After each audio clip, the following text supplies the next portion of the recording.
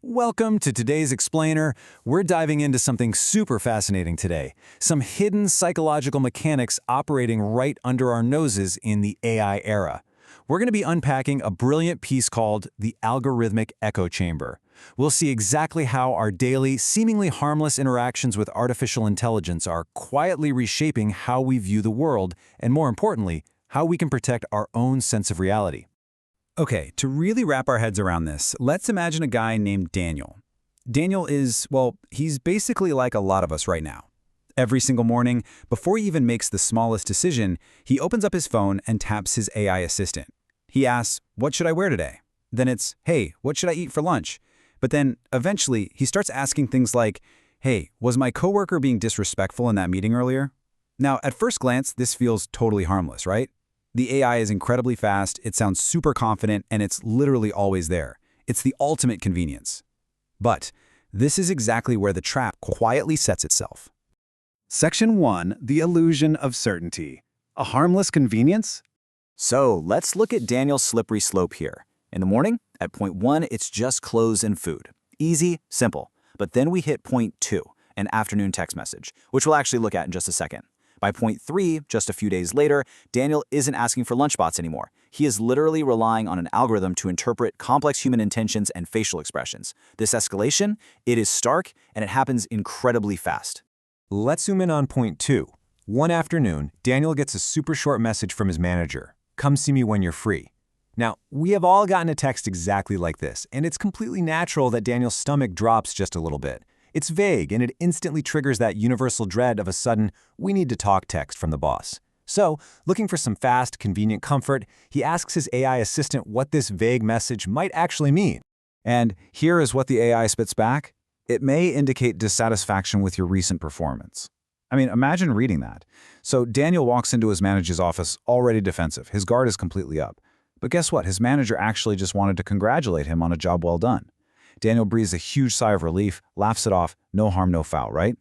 Well, actually, scratch that. The source text points out that something has quietly shifted in Daniel's brain. The next time he gets a vague message, his brain is going to remember that AI's paranoid warning way before it considers any other more positive explanation. The psychological pivot that happens next is honestly fascinating. As days pass, Daniel starts asking the AI to interpret people's facial expressions, their texts, their hidden motives, and each time the AI hands him a ready-made story. Because these answers are generated with flawless grammar and just unyielding confidence, Daniel starts treating these interpretations not as machine guesses, but as undeniable facts. He's literally treating a computer's assumption as reality. Section 2. The feedback loop trap. Beliefs shaping reality. Okay, zooming out from Daniel's story for a minute, we really need to deconstruct the exact mechanics of this psychological trap. The hidden danger here lies in how the technology actually learns. AI systems learn entirely from human-generated information. And let's be real, human information is inherently flawed. It contains all our fears, our stereotypes, our exaggerations, and our deep-seated biases. The algorithm isn't objective, it's a mirror. So when the AI reflects those very human, very flawed patterns back to us in that super confident tone, we can unknowingly absorb them as absolute truth. This alters our own thinking in a very, very subtle way. Just notice this linguistic micro-shift. On side A, we have an objective question, is my coworker competing with me? But because Daniel has already absorbed the AI's previous biases, his future questions become completely shaped by those assumptions. He shifts to side B. Why is my coworker competing with me? Notice what happened there. He's no longer asking if they're competing. The assumption of guilt is baked right into the prompt. And because AI is designed to be helpful, it just responds inside that newly framed paranoid reality.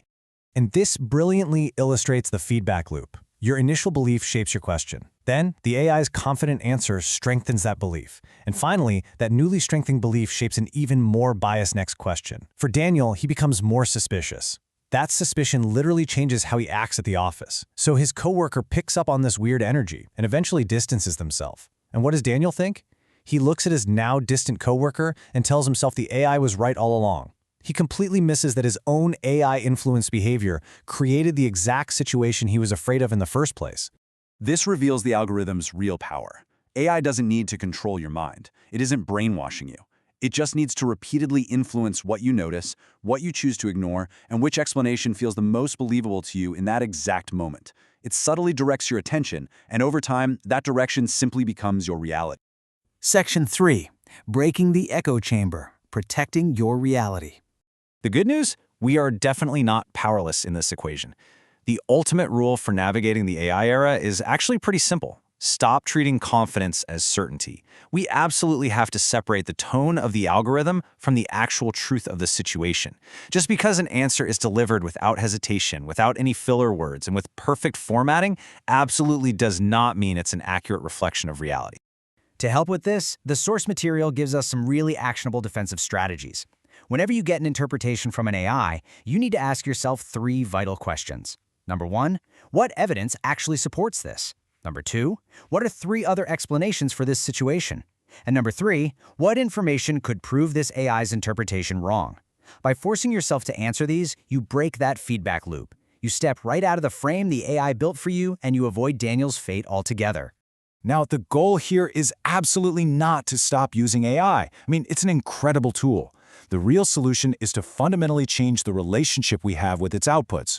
You've got to use AI as a thinking partner, like a brainstorming tool to bounce ideas around, not as the final judge of human reality. You maintain the gavel. You are the judge. And I really want to leave you with this final, somewhat provocative thought from the text.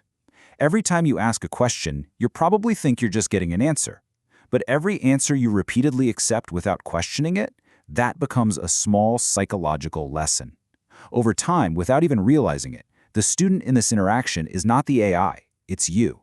You are training your own mind to see the world through the algorithm's lens. So the next time you ask an AI to interpret your life, ask yourself, what is it teaching you to see? Thank you so much for joining me for this explainer. Stay curious and keep asking great questions.